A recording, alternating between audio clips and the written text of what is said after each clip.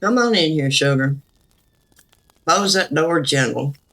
Kansas wind has a way of slipping in quiet like. Granny's poured a cup tonight that's strong and plain. Because this story, it's less about ghosts and more about what happens when fear grows legs. Tonight we're heading to a hilltop about 10 miles west of Lawrence, Kansas, to a place called Stull Cemetery. By day, Stull Cemetery looks ordinary. Weathered gravestones leaning with age, weeds twisting through old iron fences, the remains of a long collapsed stone church once sat in the center like a broken crown. It's a rural burial ground, dating back to the mid-1800s. Many buried there were German and Pennsylvania Dutch settlers who helped build the small farming community. Simple beginnings, ordinary people. But sugar, sometimes stories outgrow the truth. In the late 1800s, rumors drifted across those plains. Talk of witchcraft, occult gatherings, whispers of an unmarked grave holding the devil's own child. Now, no records confirm that, no documents, no proof. But whispers don't need paperwork, they just need listeners. In 1974, the University de Kansas published a piece claiming the devil himself appeared at Stull twice a year, Halloween and the spring equinox. The story told of a hidden staircase in the ruined church leading straight to hell. From that moment on, Stull Cemetery wasn't just local lore, it was legend. The stone church that once stood there had long been abandoned. To some, it was just a ruin. To believers, it was a doorway. They said beneath its foundation was a hidden stairwell.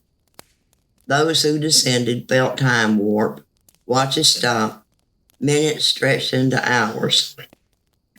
Some claimed they heard screams echoing from below. Others said they felt pulled toward darkness.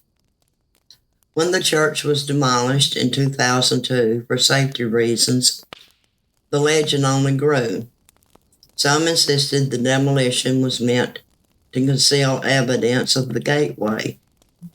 But no stairwell was officially documented, no portal uncovered.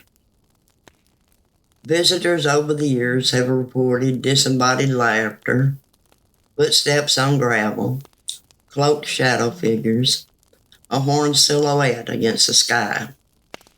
Some claim invisible resistance at the gates, like being physically pushed back.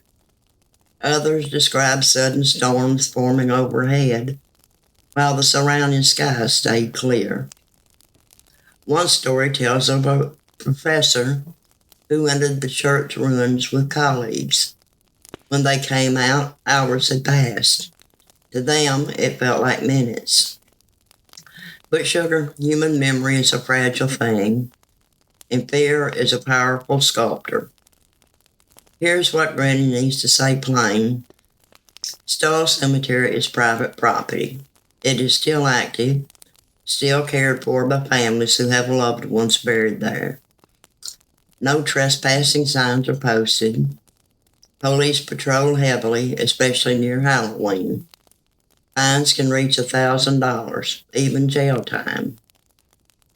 Those who sneak out looking for the devil are far more likely to meet a deputy sheriff, and that's the honest truth.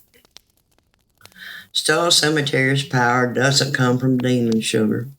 It comes from folklore. From how one article, a few whispers in a ruined church, turned a quiet prairie graveyard into one of America's 7 gateways to hell. The human mind don't like empty spaces. It fills them with fear, with myth, with whatever shape it's already afraid of. Stull is a story about belief, about how easily rumor can grow. It's about how we take ordinary stone and grass and turn it into something unholy just because it feels eerie after dark.